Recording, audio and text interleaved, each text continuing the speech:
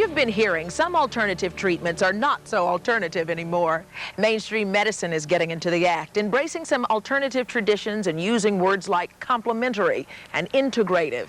Hospitals and medical centers across the country continue to open complementary treatment centers, trying to capture a part of that market. After all, the Journal of the American Medical Association says we spend close to $31 billion a year out of pocket on alternative practices. So I order my coffee. Lorraine Dennis feels lucky to be out and about these days after fighting an illness that threatened to leave her housebound.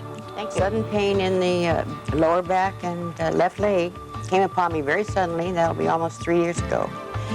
And it just limited my walking, and sitting was the only thing I could do really comfortably. So then we started exploring what's wrong with me.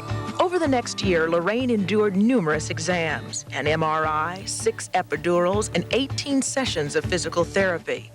Diagnosis, spinal stenosis, a condition affecting the nerves around the spine. Nothing helped the pain.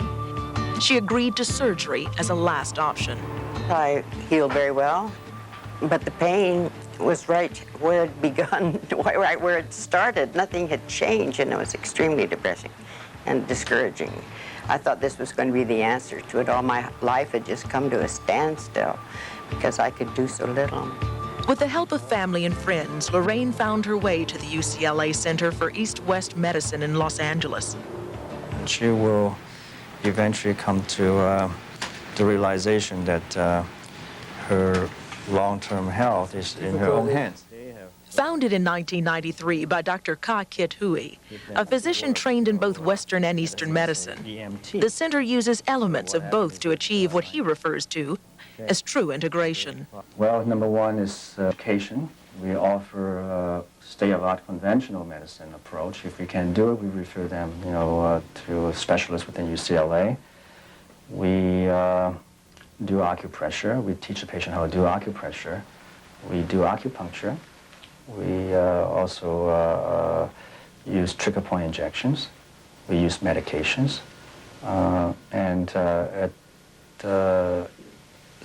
certain situations, we will use herbal medicine. Our clinic is basically integrating conventional Western medicine with traditional Chinese medicines. At the clinic, patients fill out an extensive medical history and undergo an evaluation by Dr. Hui's team. Some of the treatments, like diet and exercise, can be done anywhere. Tai Chi classes, self-massage, and acupressure. It's all about getting patients to take control of their own health. I've continued with my water aerobics twice a week, and I can walk once a week. I walk about 1.5 miles, 2 miles. Water aerobics and walking are part of Lorraine's prescription, along with massage. I should train my husband. Acupressure and trigger point injections. She says she began to feel some relief within her first few visits. My whole life has changed.